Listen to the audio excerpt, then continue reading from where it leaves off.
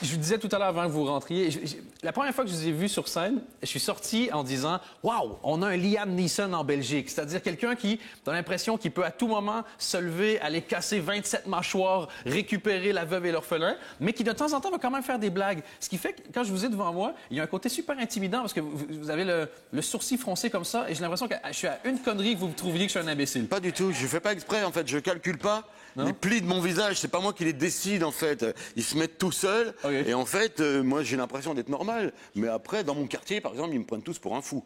Mais moi j'ai l'impression d'être le mec le plus normal possible.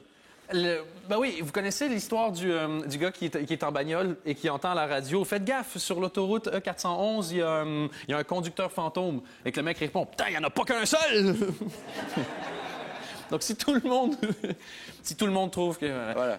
Mais regarde, exactement ce regard-là. Voilà. Est-ce que... J'ai pas l'impression que j'arriverai à... On peut faire un test pour essayer... Je vais essayer de soutenir votre regard pendant quelques secondes. Je sais pas si un peu... Ça fait durer longtemps, non? Pour vous, peut-être. Pour moi, je pense pas.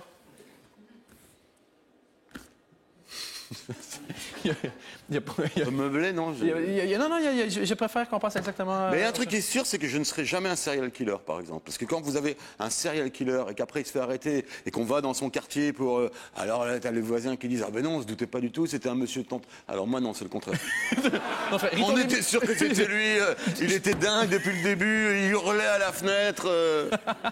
Mais il y a aussi ce côté-là, l'acteur de théâtre. On imagine toujours l'acteur de théâtre, quelqu'un qui a énormément d'introspection, qui est centré sur lui-même, l'émotion.